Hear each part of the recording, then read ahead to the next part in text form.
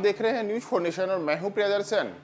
बिहार में जातीय गणना को लेकर के जो सुप्रीम कोर्ट में चल रही सुनवाई है, उसमें मामला एक बार फिर से लटक गया है। जी हां, आज इस मामले को लेकर के सुप्रीम कोर्ट में सुनवाई होनी थी, लेकिन सुनवाई एक बार फिर से टल गई है और इस बार सुनवाई टलने की बड़ी वजह बनी है बिहार सरकार की एक अपील।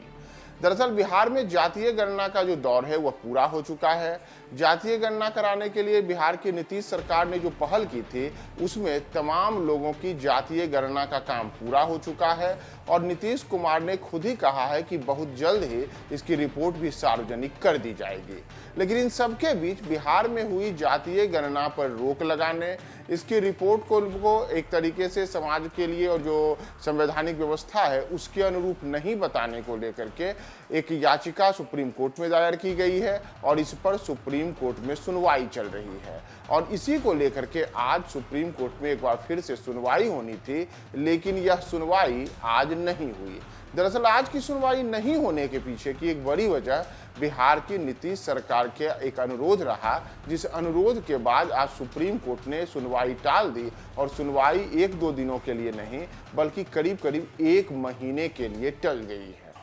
दरअसल बिहार की जाति गणना से जुड़े मामले की सुनवाई अब सुप्रीम कोर्ट में 3 अक्टूबर को होगी। बिहार सरकार की मांग पर यह सुनवाई टल गई है। बुधवार को होने वाली सुनवाई के पूर्व बिहार सरकार की ओर से शीर्ष अदालत को बताया गया कि उनके वकील आज उपलब्ध नहीं हो सकते हैं। इसके पीछे कुछ कारण गिनाए गए थे और जिसके बाद सुप्रीम कोर्ट ने बिहार सरकार की मांग को स्वीकारते हुए सुनवाई को 3 अक्टूबर के लिए टाल दिया। दरअसल बिहार में जो जातीय गणना का काम है वह पहले ही पूरा हो चुका है और बिहार में जातीय गणना की जो अब रिपोर्ट है वही आनी शेष रह चुकी है। पहले भी जातीय गणना पर रोक लगाने को लेकर के पटना हाईकोर्ट में याचिका दायर की गई थी, लेकिन पटना हाईकोर्ट ने याचिकाकर्ताओं को बड़ा झटका दिया था और बिहार की नीतीश सरकार के द्वारा कराई जा रही जातीय गणना को विधिसम्मत बताते हुए और इसे जातीय एवं आर्थिक सर्वेक्षण बताते हुए इसकी मंजूरी दी गई थी, जिसके बाद याचिकाकर्ताओं ने सुप्रीम कोर्ट का रुख किया था। और इस बीच अचानक से सुप्रीम कोर्ट में केंद्र सरकार की ओर से भी जो सॉलिसिटर जनरल हैं,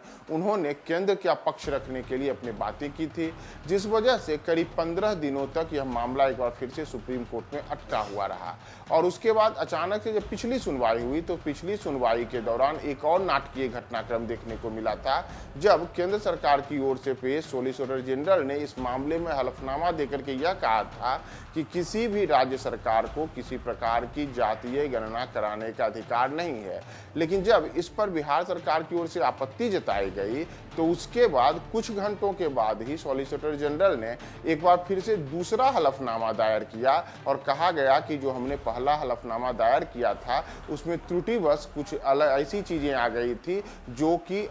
जो विधि सम्मत है वह नहीं है। तो इन तमाम चीजों के बाद आज एक बार फिर से इसी मसले पर सुप्रीम कोर्ट में सुनवाई होनी थी, लेकिन अब सुनवाई एक बार अक्टूबर महीने तक के लिए टल गई है। और इन सब के बीच यहाँ तक स्थिति है कि अगर सुप्रीम कोर्ट की ओर से इस मामले में सुनवाई इसी प्रकार से आगे आने वाले दिनों में टलती रही तो संभव है जल्द ही बिहार सरकार इसकी रिपोर्ट भी सार्वजनिक कर दे, क्योंकि पटना हाईकोर्ट ने पहले ही कह रखा है कि जो जातीय गणना हो रही है उसकी रिपोर्ट सार्वजनिक करने के लिए नीतीश सरकार स्वतंत्र है। तो ऐसे में नीतीश सरकार अब आगे आने वाले दिनों में कब जातीय गणना की रिपोर्ट सार्वजनिक करती है और इन सब के बीच अब सुप्रीम कोर्ट में आगे आने वाले दिनों में इस सुनवाई में क्या निकल कर आता है, हम आपको तमाम अपडेट्स बताएंगे। आप हमारे साथ बने रहें न्यूज फॉर नेशन पे।